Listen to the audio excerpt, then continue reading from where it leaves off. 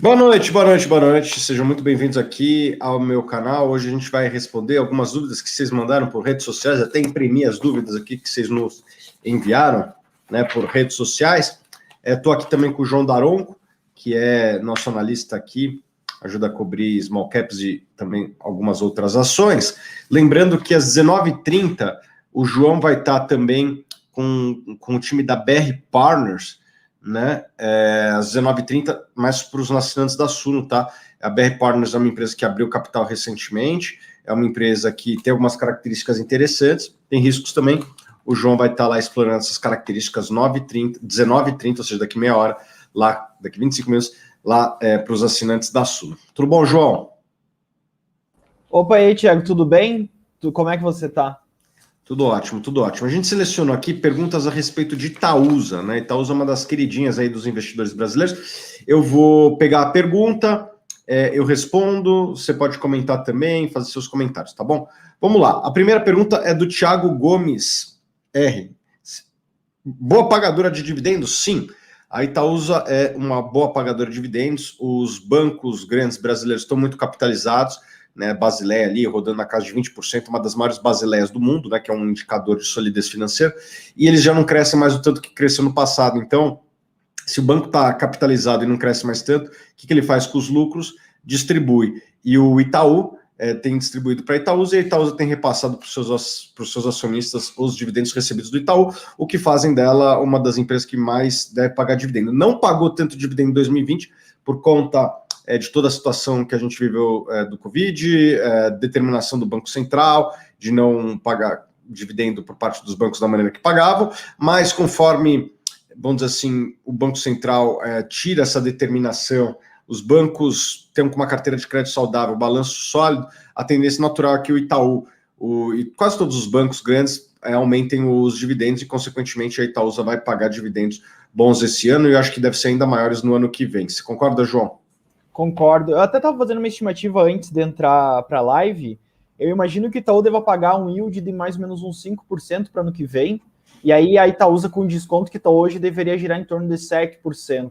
Bem interessante, né? Considerando a Selic no patamar que está, seria superior à Selic atualmente, né? Eu acho um dividendo bastante interessante para uma empresa que tem focado em adquirir outras empresas com crescimento, né? Então combina um portfólio focado no longo prazo para crescimento que distribui bastante bem seus dividendos. Acho que é uma combinação bem interessante. Vamos lá, o Celso Rodrigo manda. Empresa que passa pelos requisitos mínimos de uma análise fundamentalista, eu acredito que sim, né? No fundo, uma empresa boa é aquela que tem uma rentabilidade alta, risco baixo, crescimento bom e um valuation interessante. Eu acho que dessas daqui, vamos lá, a rentabilidade do Itaú é uma boa rentabilidade, um dos bancos mais rentáveis do mundo. Eu acho que é bastante seguro. Historicamente, o Itaú sempre foi um banco bem conservador na parte de risco de crédito, que eu acho que é o que pode impactar negativamente um banco. O que o Itaú peca, nesses quesitos aqui, é no crescimento. Eu acho que já é um banco líder, é um banco que tem suas principais linhas de negócio sendo atacadas, cartões, investimentos, está sendo desafiador, né? Então, acho que esse é o grande desafio do Itaú, retomar o crescimento. E o preço é um preço interessante. As ações da Itaúsa estão ali nos menores patamares dos últimos anos, então eu acredito que pode ser um bom investimento. Não vai ser o melhor investimento do mundo, acho que não vai ser o pior investimento do mundo, acho que a Itaúsa vai oferecer uma boa relação risco-retorno, mas não é uma empresa que vai dobrar, triplicar, é uma empresa que vai ter uma velocidade ali de valorização e de distribuição de dividendos que deve garantir que seja um bom negócio. Não vai ser o melhor negócio da sua vida e provavelmente não vai ser o pior negócio da sua vida. Também investir em ações do Itaú e da Itaúsa como consequência. Mas eu acho importante compor uma carteira com algumas empresas mais defensivas. É como se fosse um time de futebol, né?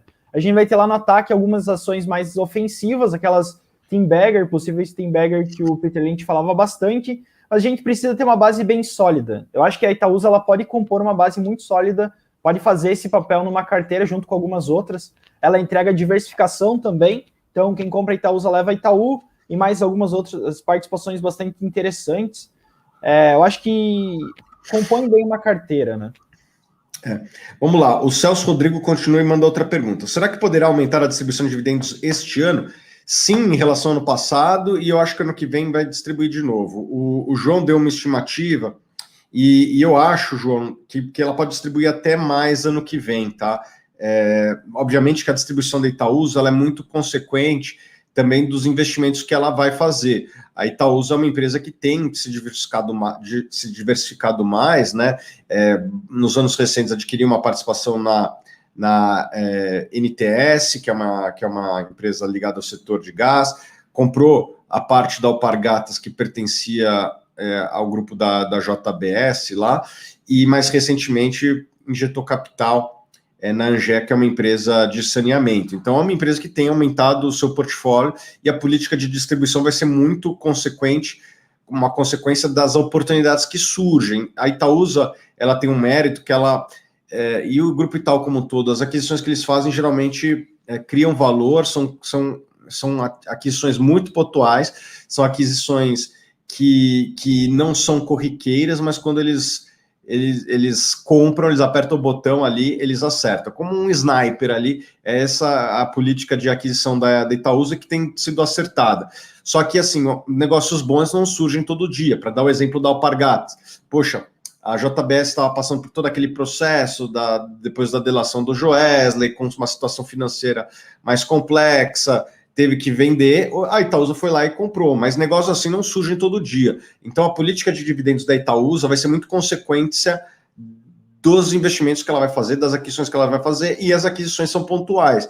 Não é algo corriqueiro que tem uma política de ter uma aquisição todo dia, né? As aquisições da Itaúsa, elas são conforme as oportunidades surgem. E se não surgirem oportunidades, eu acho que a tendência natural é que os dividendos sejam até maiores, talvez ali na casa de R$1 para ano que vem, o que garante um yield ali de, sei lá, 8%, 9%, que é um yield bom. Agora, o yield pode ser bem menos caso surja alguma aquisição grande aí no meio do caminho. Certo, João? Bom, vamos para a próxima.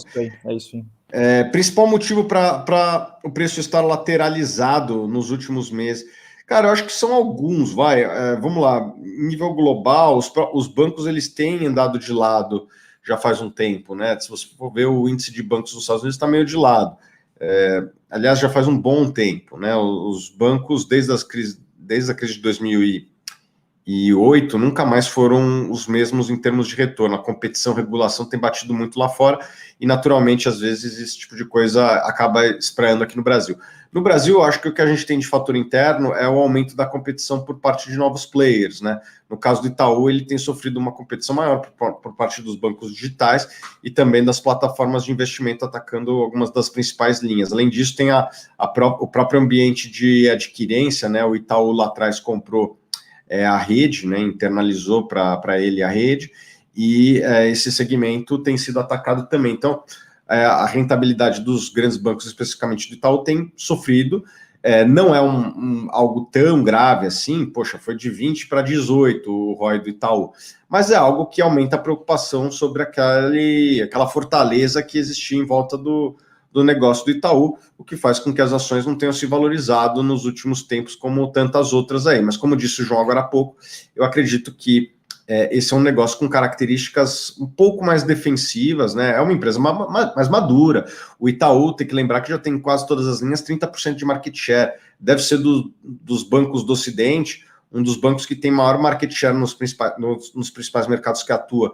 Então é muito difícil ter uma participação ainda maior quando você já é o líder. Eu acho que a gente está falando de uma empresa que já está chegando perto da sua maturidade e que deve aumentar a distribuição de dividendos, e por conta disso não vai ter grandes surpresas e vai ter períodos andando de lado. Isso acontece com empresas mais maduras. Se você for ver a Coca-Cola, quando tempo andando de lado, a própria... Qual outra empresa aí que andou de lado lá fora? A própria Microsoft andou durante muito tempo de lado. Então é natural que empresas mais maduras passem por períodos que andem meio de lado, e o importante é você ter um portfólio diversificado, que enquanto você tem empresas que não estão se valorizando, vai ter outras que estão se valorizando. O ideal seria você estar só em empresas que se valorizem, mas na prática isso é muito difícil de acontecer. Sim, eu acho que tem dois eventos aí que podem acontecer, que podem destravar bastante valor e fazer com que essa ação ande ou melhorar a percepção no mercado em relação à Itaúsa, né? O primeiro é a reação econômica. Então, quando o Brasil ele voltar a crescer economicamente. Eu acredito que o Itaú ele vai crescer suas linhas de financiamento para pequenas e médias empresas, como ele já vem crescendo, algumas outras linhas de crédito, e aí impulsiona um pouco a Itaúsa. E aí o segundo evento é a cisão da XP, que eu acho que pode destravar bastante valor ali, evidenciar um desconto que está um pouquinho superior à média histórica, e aí talvez ter alguma correção. Eu acho que esses dois grandes fatores, ou eventos que podem destravar valor para a Itaúsa num curto, médio prazo. A mais perguntada, quando voltará a pagar bons dividendos? Como eu disse, pessoal, depende um pouco das aquisições, né? A Itaúsa é uma empresa que está passando por um processo de diversificação, né? Adquiriu algumas participações aí ao longo dos últimos anos e acho que deve continuar fazendo essa diversificação, mas muito caso a caso. Se não fizer uma aquisição nos próximos 12 meses, eu acho que já nos próximos 12 meses teremos um yield muito próximo de R$ 1. Agora, se tiver alguma aquisição, pode cair para menos, algo para perto de 50 centavos, e daí ser um yield mais perto da casa de 4, 5%. Então depende muito das aquisições, e eu acho que essas aquisições, talvez nesse momento nem mesmo o conselho esteja sabendo, né? Por mais que eles tenham interesse, aquisições aparecem de tempos em tempos. Pode ser que essas aquisições sequer estão no pipeline da empresa no momento. Mas basicamente é isso. Se a empresa não fizer nenhuma aquisição, deve pagar dividendos maiores. Isso eu também eu não estaria preocupado também com dividendos, porque eu acho que para mim é trivial que eles vão ser pagos, tá? Então, se você é acionista da Itaúsa, não se preocupe, os dividendos vão pegar na sua conta nos próximos meses ou anos. Olha aqui, existe uma possibilidade de crescimento bom ou baixo crescimento de créditos de dividendos? Eu acho que seria mais perto da segunda alternativa, né? É uma empresa que é de participações, a principal participação deles é no Banco Itaú, e o Banco Itaú já é um banco que é maduro, é um banco que tem aí, como eu disse agora há pouco, 30% de market share nas principais linhas, algumas mais, outras menos. Então é muito difícil crescer market share num segmento que já é maduro. Então a tendência natural é que você tenha um crescimento menor e com dividendos maiores ali. A gente é uma empresa que já está mais próxima da sua maturidade.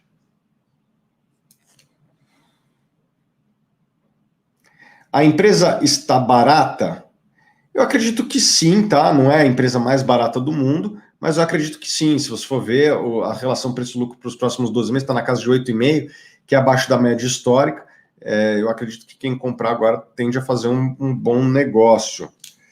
A Itaúsa pretende se diversificar, não ficar concentrada mais tanto no Itaú? Essa pergunta do Léo Carvalho. Sim. Na verdade, ele já tem feito isso, né? Como eu disse recentemente. A Itaúsa, durante muito tempo, não fez nenhuma aquisição, mas nos últimos 5 anos ela fez algumas aquisições. Então, a tendência natural é que isso se repita, mas, repito, somente se oportunidades surgirem. E lembrando que a gente tem um relatório de Itaúsa que você pode baixar aqui na descrição, tá bom? E também temos um guia completo sobre dividendos. E para os nossos assinantes, às 19h30, daqui a 10 minutos, o João Daronco vai estar lá com o time da BR Partners, aí, que é um outro banco, um banco diferente da Itaúsa, né? Esse sim pode se valorizar algumas vezes por conta do tamanho dele, né? Uma small cap, sim.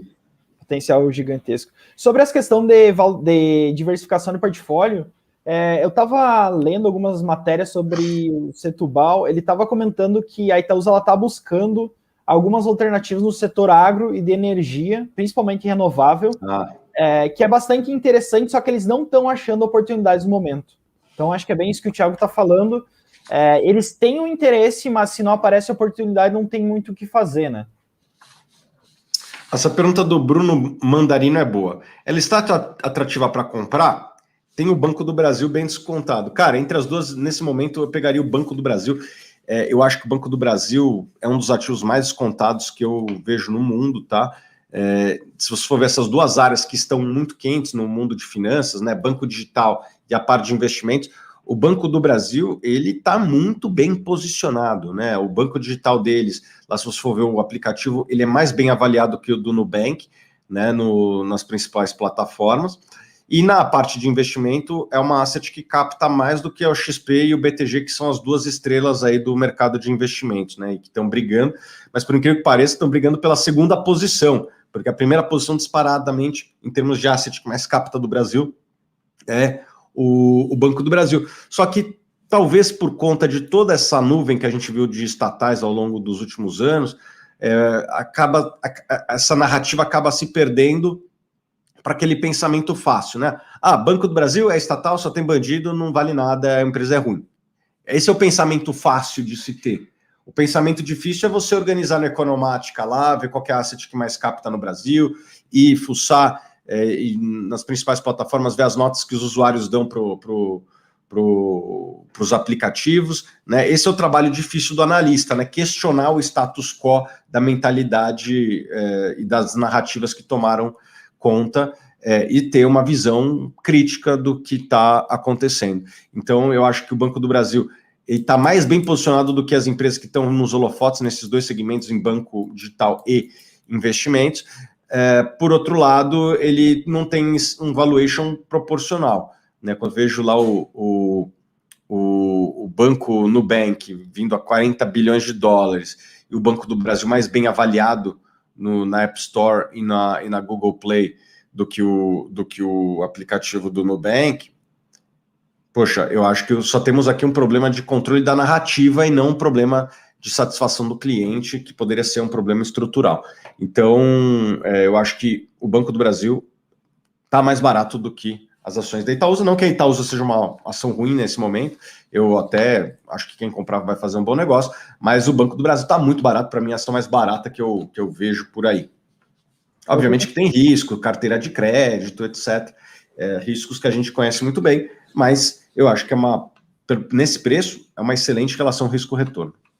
Até comparando os indicadores do BB com o do Itaú, por exemplo, o BB ele está muito mais barato. Quando pega, por exemplo, o P sobre VP, que é um indicador que eu gosto muito para banco, porque o valor patrimonial do banco é dinheiro, basicamente, né? Então a gente está comparando quanto você está pagando com o dinheiro que ele tem. Ele está abaixo do valor patrimonial, tá 0,7, se não estou enganado. Né? 0,6, cara. 0,6, 0,65.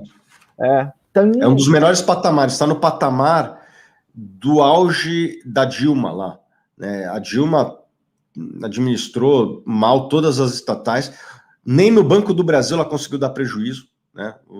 A Dilma deu prejuízo na Eletrobras, deu prejuízo na Petrobras e tal, quebrou praticamente essas empresas. O Banco do Brasil não teve um ano de prejuízo, nem na gestão Dilma, e naquele momento em que o balanço do Banco do Brasil era mais frágil do que hoje, negociava mais ou menos nesse patamar. Hoje a Basileia do Banco do Brasil deve ser uma das maiores aí da história recente do Banco do Brasil. O banco está rentável, o banco está com a carteira de crédito super saudável, então eu acho que está muito barato. E tem uma boa exposição ao agro também, né? O agro só cresce no Brasil e ele é o principal banco financiador desse setor. Acho e para finalizar aqui, ó, o Gustavo Vergara pergunta: Itaú ou Itaúsa? Qual investir? Eu compraria Itaúsa pelo simples desconto que a Itaúsa tem, e a cereja no topo do bolo é que a Itaúsa é uma excelente alocadora de capital.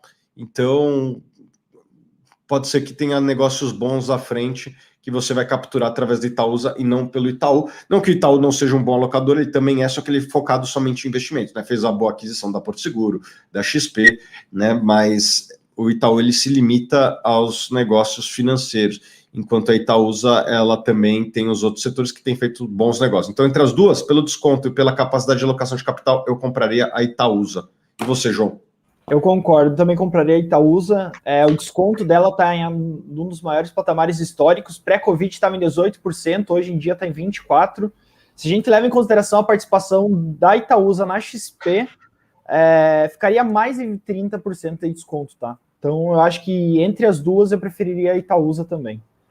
Então é isso, pessoal. Queria aqui agradecer ao João Daronco. O que vocês estão achando da presença aí do João Daronco? Vocês gostam dele? Não gostam dele? Deixa aí nos comentários. João, você vai agora lá no site da Suno, né? Conversar com a diretoria da BR Partners, certo? Isso, convido todos os assinantes Suno que tiverem interesse, participem lá. É bastante interessante vocês terem mais contato com os executivos das companhias que vocês são acionistas ou querem se tornar acionistas. Acho que isso faz muito bem para vocês como investidores. É isso aí, pessoal. Prazer enorme estar com vocês. Obrigado, João, e a gente se vê nos próximos vídeos.